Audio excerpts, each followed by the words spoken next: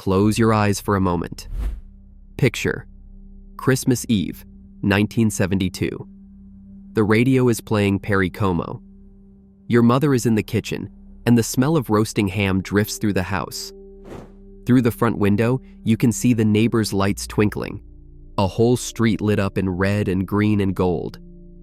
Your father sits in his chair, newspaper folded in his lap, pretending not to watch the clock.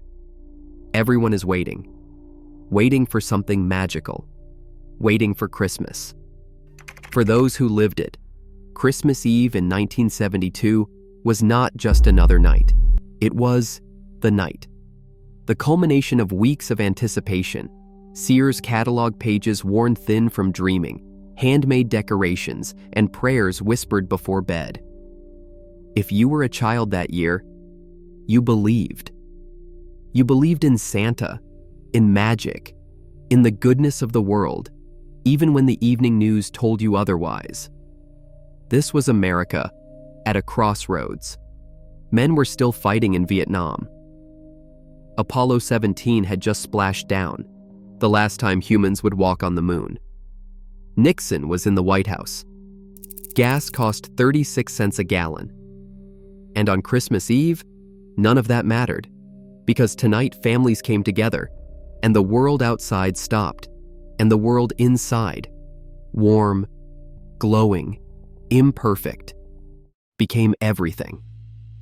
If you remember Christmas Eve in 1972, what comes next will take you right back there, and it might just break your heart. The decorations went up the week before Christmas, never earlier. Your father climbed into the attic, navigating boxes of forgotten things until he found the Christmas box, dusty, taped shut, filled with memories. Those lights, those impossible tangled beautiful lights. Big colored bulbs, the size of your thumb, strung together on green wire that twisted and knotted no matter how carefully you'd packed them away the year before. Your dad spent an hour, maybe two, testing each bulb. When one went out, they all went out. That was the rule. So he'd sit there in his undershirt, cigarette dangling, methodically screwing in bulb after bulb until finally, the whole string blazed to life. Red, blue, green, orange. That strange pink one that didn't quite match. You didn't care. They were perfect. The tree was real. It had to be real. You'd gone to the lot together, the whole family piling into the station wagon, breath fogging in the cold as you wandered between rows of Douglas firs and Scotch pines. The attendant, some teenager earning Christmas money, would shake each tree so you could see its shape. Your mother wanted full. Your father wanted cheap. Somehow, you always found the right one. Carrying it into the house was a production. Needles everywhere. The stand never quite worked right. Your father on his back under the tree, cranking the screws while your mother said, "A little to the left. No, too much. Back to the right." It took an hour to get it straight. But when it was done, when the lights were wrapped around and the tinsel hung strand by strand, because your mother insisted, strand by strand, not thrown, the living room transformed. The ornaments came out one by one. Each had a story. The angel your grandmother brought from the old country, the Hallmark ball from the year your sister was born, the macaroni star you made in first grade, spray-painted gold, half the noodles missing now. Nothing matched, and everything belonged. And then, the smell. Pine needles and dust burning off light bulbs. Your mother's perfume. Coffee percolating in the kitchen. Christmas had a smell, and once a year, it filled every corner of the house. Christmas Eve morning started like any other Saturday, except it wasn't. The air was different. Electric. You woke up knowing that tonight was the night. 24 hours until Santa came. 24 hours that felt like 24 years. Your mother was already in the kitchen by the time you came downstairs. The preparations had begun days ago, but today was the final push. The ham, spiral cut if you were lucky, studded with cloves and pineapple rings, ready for the oven. The potatoes needed peeling. The green bean casserole, Campbell's cream of mushroom soup, frozen green beans, and those crispy onions on top had to be assembled. If your family was Catholic or Lutheran or from certain parts of the country, Christmas Eve meant fish. Maybe your grandmother's 7 fishes, an Italian tradition that filled the table with cod and calamari and things you weren't sure you wanted to eat but did anyway because it was Christmas. Or maybe just fish sticks for the kids and something fancier for the adults. Either way, the kitchen was the heart of the house, and your mother was its beating pulse. Kids weren't allowed to help much. You got in the way. But you could lick the beaters when she made the frosting for the sugar cookies. You could arrange the fudge on the plate. You could sneak bites of everything when she wasn't looking, and she was always looking. But she let you anyway. The afternoons stretched on forever. You tried to play with your toys, but nothing held your attention. You pressed your nose against the cold window, watching for snow that might or might not come. You asked what time it was every 15 minutes until your father told you to knock it off or Santa wouldn't come at all. You didn't believe him, but you stopped asking. And then, finally, evening arrived. The house filled with people, aunts and uncles stomping snow off their boots, cousins you only saw twice a year, suddenly your best friends for the night. Your grandfather in his cardigan sneaking you a butterscotch candy from his pocket. Your grandmother fussing over everything, adjusting the napkins, straightening the tablecloth, telling your mother the ham was either too dry or too moist, depending on the year. The adults gathered in the living room, drinks in hand. Highballs and Tom Collins for the men. Something pink and sweet for the women. The cigarette smoke hung in the air like a permanent fixture, curling up toward the ceiling. Nobody thought twice about it.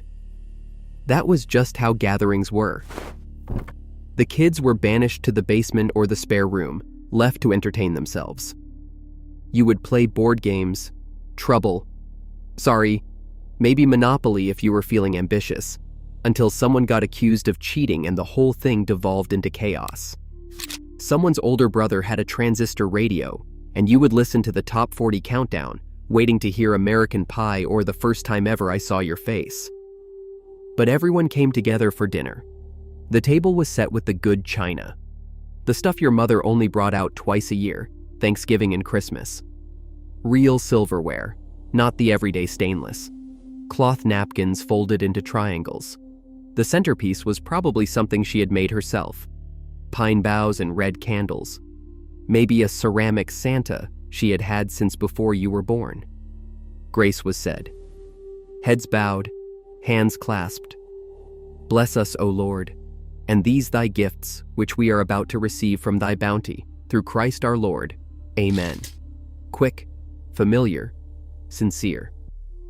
And then the chaos of passing dishes, reaching across the table, your uncle hogging the rolls while your mother told him to leave some for everyone else. The food was not fancy by today's standards. Ham, turkey for some families, mashed potatoes with butter melting into golden pools, that green bean casserole, candied yams with marshmallows browned on top, cranberry sauce, the canned kind, still holding the shape of the can when it slid onto the plate, ridges and all. Jell-O salad, green or red, with fruit cocktails suspended inside like prehistoric insects in amber. Nobody questioned it. It was tradition. And pie. Pumpkin pie, apple pie, mincemeat if your grandmother insisted. Cool Whip on everything because nobody had time to make real whipped cream. Coffee for the adults, strong and black. Milk for the kids, drunk too fast because you wanted to get back to the living room. Because the living room was where the television was. And on Christmas Eve 1972, the television was sacred. You only had 3 channels, maybe 4 if you counted PBS. ABC, CBS, NBC. That was your world. And on Christmas Eve, the networks delivered something miraculous: the specials. Rudolph the Red-Nosed Reindeer had aired earlier in the month, but you watched the repeat anyway. Hermie, the elf who wanted to be a dentist. The Abominable Snowman. The line, "Why am I such a misfit?" was sung in that strange, sad voice that stayed with you long after the credits rolled. A Charlie Brown Christmas came on, and the whole family watched. Linus standing on that bare stage, explaining what Christmas was all about, quoting the Gospel of Luke. And there were in the same country shepherds abiding in the field, keeping watch over their flock by night. The room got quiet during that part. Even the littlest kids stopped squirming. Maybe your family watched The Homecoming, A Christmas Story, the TV movie that would eventually become The Waltons. Depression-era Virginia, a father trying to get home through a snowstorm, a family waiting and praying. It aired that very month, December 1972. And if your mother cried, nobody mentioned it. The television was a piece of furniture, a console the size of a dresser, with wood paneling and knobs that clicked when you turned them. The picture was fuzzy sometimes. You adjusted the rabbit ears until it was clear, or clear enough. Nobody expected perfection.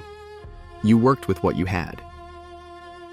At some point in the evening, the kids were sent to bed.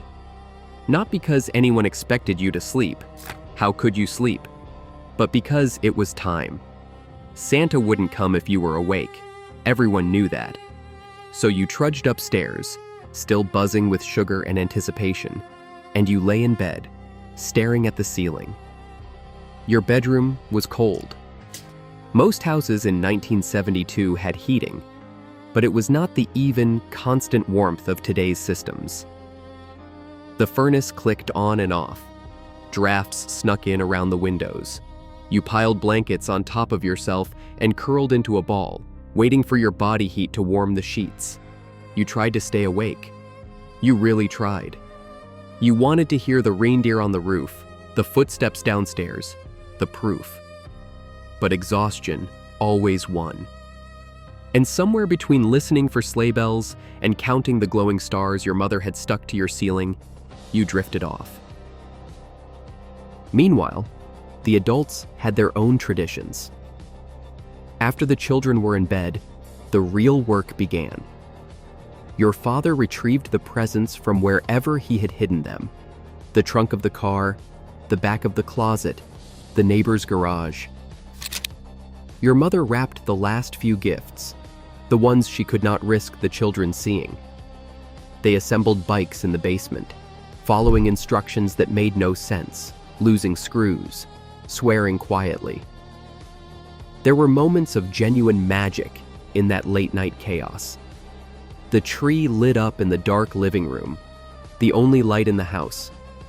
The clink of glasses as your parents shared a quiet toast. The tenderness of placing that one special present right where you would see it first thing in the morning. Maybe they talked about the year they had had, about the bills they had paid and the ones still waiting, about the promotion that had not come through, or the one that had, about relatives getting older, children growing up too fast, about the war, and the boys who would not be home for Christmas, and the families who had received that worst of all telegrams. 1972 was a complicated year. The world was loud and angry and changing faster than anyone could keep up. But on Christmas Eve, in the quiet hours after midnight, parents stood in doorways and watched their children sleep. And for that moment, everything was exactly as it should be. Here's what you have to understand about Christmas Eve in 1972. We didn't have much, not by today's standards. No video games, no smartphones, no streaming services offering 1,000 choices. The toys in the Sears Wish Book seemed extraordinary, like Hot Wheels, Easy Bake Ovens, G.I. Joe, and Barbie in her Malibu dream house. But they were simple compared to what children expect now. Families stretched budgets, Parents worked overtime or picked up extra shifts just to make sure there was something under the tree.